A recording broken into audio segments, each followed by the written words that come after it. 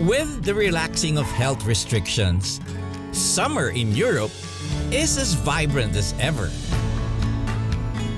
Travel is indeed back with a vengeance. After bringing an aircraft to Le Bourget for maintenance, I took this opportunity to make up for lost travel time as well. In this two-part episode, I revisit the Netherlands, catching up with old friends while making new discoveries in its incredibly beautiful countryside where the landscapes resemble the paintings of Dutch masters.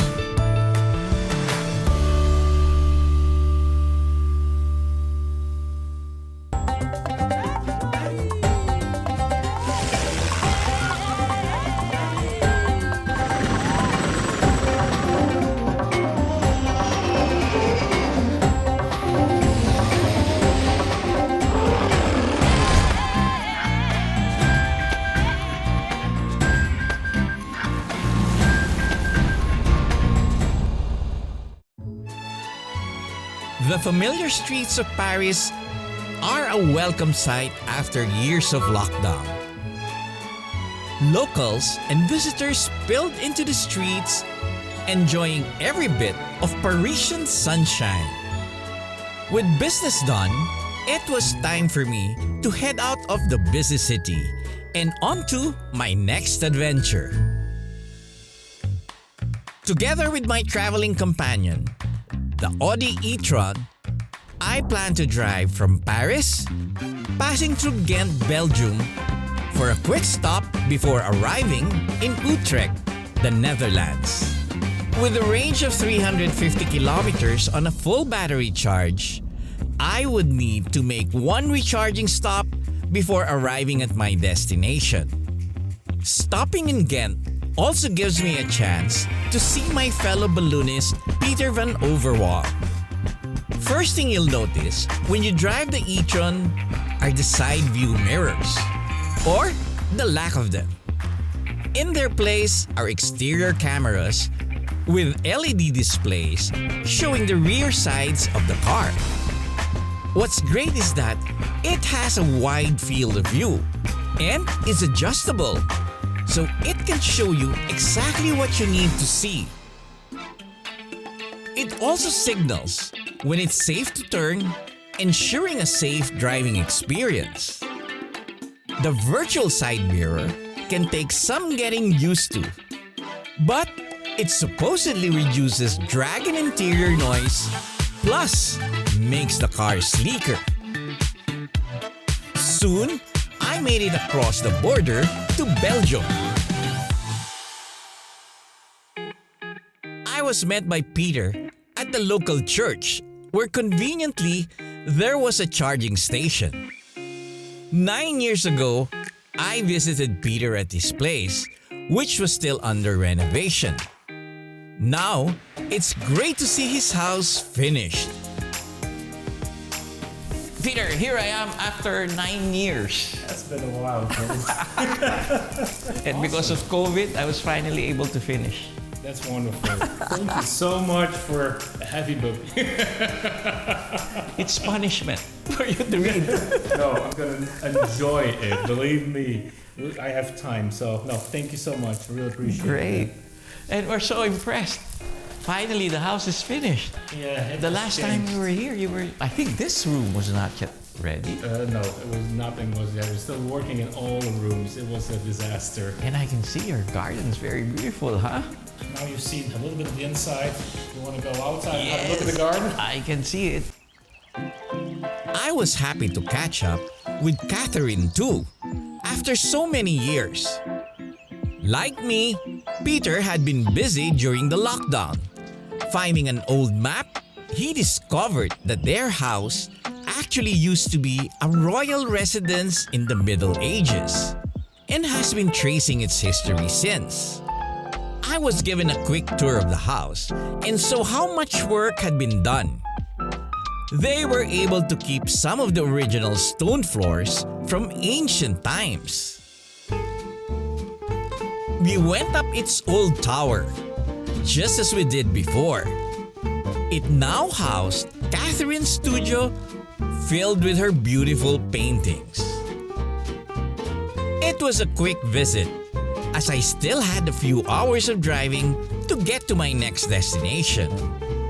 With the charging finished, I thanked Peter for the hospitality and was soon back on the road. From the views of the countryside to wide stretches of water, fed by the River Rhine, I knew my destination was not too far away. Utrecht, a historic area which started out as a Roman fortress along the river, is now a vibrant university city. With its picturesque canals, it is often compared to Amsterdam, but more compact and with a more relaxed vibe. I met up with Fred, my ballooning buddy, and his wife Karla, who are both from here. Hey Fred, I made Hey it. Joy, good to see you again. Welcome in the Netherlands. Hi, welcome. Wow, I'm very happy I see you. Welcome in Utrecht also, the beautiful city. I enjoy being here. Very happy we can meet here. Yes. So are you ready to get tired? Yes, when I see you, I know I'm getting tired because we go to see a lot of things. So Yeah, we're it was a okay. good drive. Well, it's a nice electric car. Okay, So sounds very quiet, good. Okay, very comfortable. okay. It's a nice Audi e-tron. I know the cars, I saw them, very good ones. Yeah. So where do we go? Well, I think we go around in Utrecht now. Okay. Then later on, I go to some more nice places. I think we must go see Giethoorn. Yeah. Okay. Giethoorn is a nice place. They call it the Venice of the North. There people Right. have some boating. I think we go to Gouda. There's a cheese market. I like cheese. That's good. Yeah, we have to go there. I have more places on my list. I show you them later. I think we go around and we'll find them. We look at the gay parade. I think Yes, that's what the I gay like to see. parade is everywhere in cities all over the world. We will see them. Okay, let's go. Let's go. Utrecht is commemorating 900 years since it became a city under King Henry V. Aside from this, the city is also gearing up for the Canal Pride, which was postponed for 2 years during the pandemic. The streets were lively with performances and people marching towards the canals. Fred, Karla, and I joined them to witness the colorful celebrations. A couple of drag queens stood out from the crowd, and I thought I'd ask them about what they represented. Yeah, it's a parade about female empowerment. Okay. Yes, and that's of course really important. But that women feel really powerful and just strong and be proud of yes, and be proud of who they are. Great. And that's what we represent. Transforming from men to the strong women to support this theme. Congratulations for your hard work. Thank you very much. Thank you very much. The sun shone brighter as the colorful boats passed through the waterways. The first Canal Pride in Utrecht was held in 2017, patterned after the one in Amsterdam. Pride parades are held annually in most cities around the world, celebrating social acceptance and advocating for the rights of the LGBTQ community. For a place like Utrecht, this openness to other people, cultures, and ideas come naturally to its citizens. This is the reason why its canals are truly bursting with pride. Up next, I explore more of Utrecht, both the city and its surrounding countryside, finding the most scenic landscapes and places steeped in history.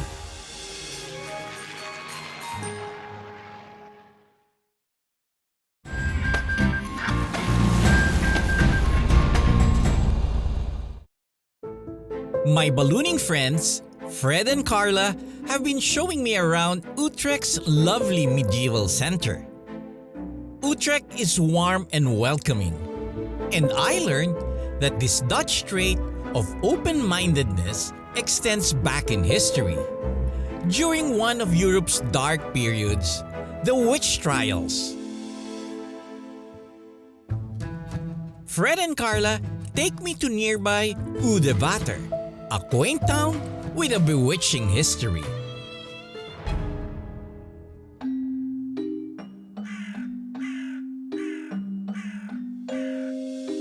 In the older times, they believe when something was happening what was not good, that it was Fault of the cause. It was caused by a witch. Very interesting how they think about all these things in the past, huh? When you can't explain, We went inside the Hex and Wag Museum to learn more about this widespread phenomenon of witch hunting during the early modern period. Back then, illness, famine, or disasters were blamed on witches, who were allies of the devil. Anyone could be accused of being a witch. The museum shows the bizarre ways they identified one. For instance, do they have any kind of marks on their face or body? Do you often hear them talking to themselves? Are they friendly towards animals? Do they have a pointed nose and a crone-like appearance? Or perhaps can fly into the air with a broomstick? They even said that if you opened your pillow and found the feathers forming a circle, there is surely a witch around you. It's no wonder that close to 80,000 people, men, women, and children, were executed for witchcraft all over Europe. But among its neighbors, the Netherlands had the fewest executions and one of the earliest to end the witch trials. This is where the small town of Oudewater played a big role. Housed in the same building is the town's weighing scale. They say that a witch, the measurement is 0 kilo because it's a witch, and a human have weight. So they measure them. Believing that witches weighed nothing so they can fly into the air, all you had to do was come to Oudewater and be given a chance to prove your innocence. The town prided itself with its accurate weighing scale, which cannot be rigged. A certificate was issued afterwards to the accused. And indeed, not one person who had themselves weighed in Oudewater was found guilty.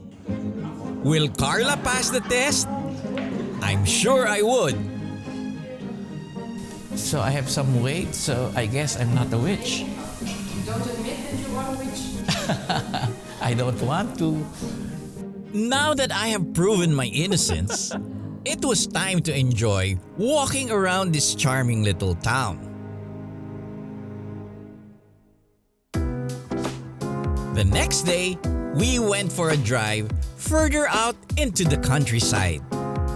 If there's one adversary the Netherlands had been contending with for centuries, it would not be witches. It's water. With most of the country lying below sea level, managing water is essential to prevent massive flooding. Despite this constant struggle, water also provided the Dutch with fertile lands and a means of trade and transport. Hence, they perfected a water management system that is now recognized by the UNESCO here in Kinderdijk, an impressive World Heritage Site. 19 colossal windmills dot the landscape, draining the water in this area for hundreds of years. So Karla, What year was this built? I believe this one was built in 1738. Yes, I think you can see it also on the windmill. So Fred, you were saying that here in the Kinderdijk, all these windmills are still inhabited with people. Yes, that's right.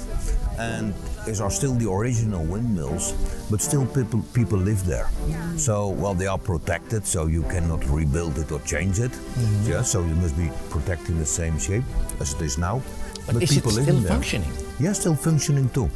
The town of Kinderdijk is surrounded by two rivers.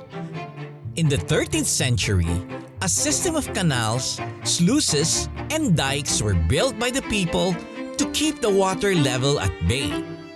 But the water kept coming. On a stormy night in 1421, the infamous St. Elizabeth's flood claimed thousands of lives. It is said that a child was found floating on a cradle with a cat keeping it upright. This is where the name Kinderdijk, which means children's dike, came from. In true Dutch fashion, they engineered a solution: build machines that utilized wind power in the flatlands. So it pumps out and pumps in water? Yeah, it pumps in out water. What you actually see here is that this area is very low, and normally you see we have windmills everywhere, but here are many, and they're all in a row. That's the most important thing. Why in a row? Because they had to pump out that amount of water. All at the same time? Yeah, maybe about 10 meters below sea level. And one windmill cannot do that. So they build them in a cascade. So one mill is pumping, let's say, 1.5 meters, and then the other one is pumping 1 meter. Then the water goes up, and then the other one is 1 meter. So they must function all in a row to pump all of the water. Over the years, the windmills saw technology develop as they were later assisted by steam-powered pumping stations, then by diesel engines, and finally by electricity. Today, the windmills are still kept in good working condition, being able to rely on the wind in case of a power outage. Walking around Kinderdijk is not only a pleasant, picture-perfect experience, but also takes one back in time to marvel at these monuments to Dutch ingenuity and how they were able to master and befriend the water that surrounds them. Up next, I continue to enjoy my time in the Dutch countryside, getting to know one of its most majestic and graceful residents, the Frisian horse.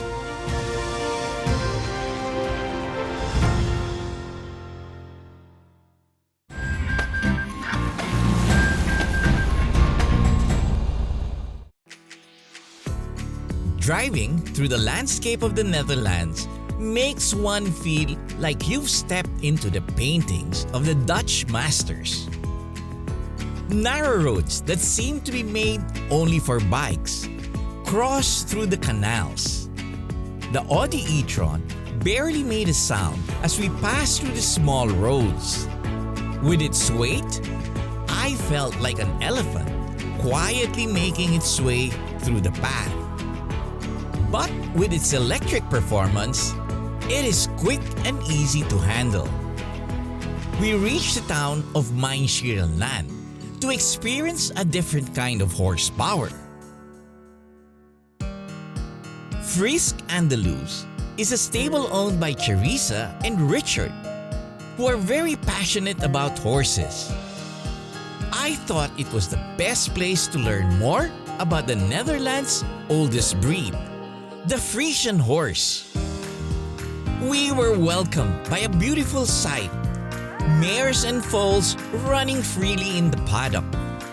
As we prepared to talk about them, everyone got excited to say hello and be a part of the interview. This is typical the Frisian breed. As you can see, the Frisian foals, they want to be around people. They are very gentle, curious. So what made you start having interest with the Frisian breed? When you are a child, you have a kind of dream in your mind, and for me it was a black horse with long hair, kind of fairy tale. Yes. So yeah, that was the... And that started everything. That started everything, yeah. The way it looks is outstanding, and really, it's they're made for the movies. Yes, they are. Yeah, like Zorro, yeah. It was also my dream to be able to see these beautiful black horses up close. The Frisian breed originated in Friesland, in the northern part of the Netherlands, and is one of the oldest breeds in Europe. In the Middle Ages, their strength allowed them to carry armored knights into battle. Frisians are generally large and muscular, but also graceful and nimble when they move. With its long black mane and tail and feathered legs catching the wind, it was really a majestic fairy tale horse. Look at all these nice eyes. Very expressive eyes. Nice long hair. It's like a perfect horse. Okay. Oh, look how expressive their eyes are. What are you telling me? Come on. I also admired how Charissa and Richard were able to put up and manage the stables, which is clientele from all over the world.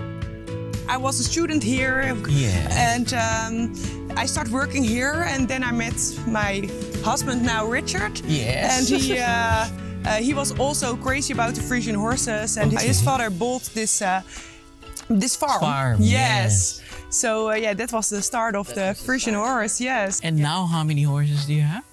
Between 60 and 70. Oh my God! Yes, it's a serious job for everyone. And how many people take care of the horses? Around 5 normally. But we always have some students who volunteers, yes, and they have to work as well. So most of the time we're here with 6 till 8 people working. It's a lot of work, but it's our passion. We love it. Charissa explains that they don't just sell horses, but they do a sort of matchmaking service between horses and potential owners. There should be attraction from both sides. Nowadays, Frisian breeds are becoming very popular for dressage. Together with his tall, dark, and handsome stallion, Messi, Charissa shows me how she trains them. When I sit on my horse, it's very important that we walk him just a few minutes, minimum 10 minutes. Yeah. Just walk him a little bit that his muscles will be warm before we do the exercises we want.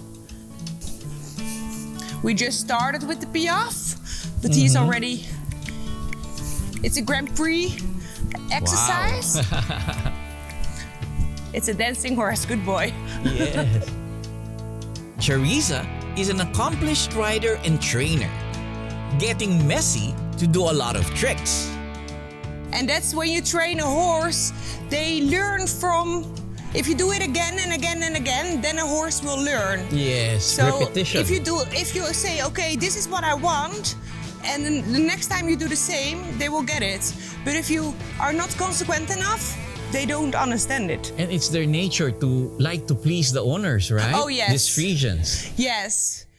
She figured I should try it for myself. I have not ridden for a long time, nor was I trained for dressage. But I would not pass up the chance to ride a magnificent horse like this. Well, it's a great looking horse. I feel like I'm Zorro or something. Charissa tries to do some trick training with him.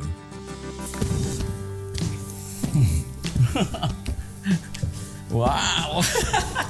He's marching for me. Great. Now let's see if I can do it myself. Put our feet up. Come on. Yay! I know how to train a Frisian horse now. Let's go. It took some getting used to for both Messi and I. Dressage is really about communicating with your horse and giving him the right signals. I'm surprised the temperament is very good for a stallion, huh?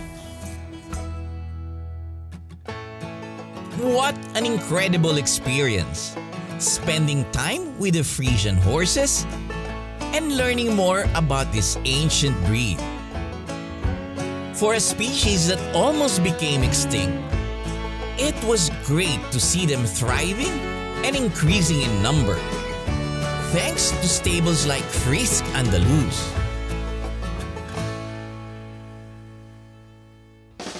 In the next part of this adventure, the Dutch countryside continues to yield more exciting discoveries as I continue to explore the beauty and unique culture from this side of the Netherlands.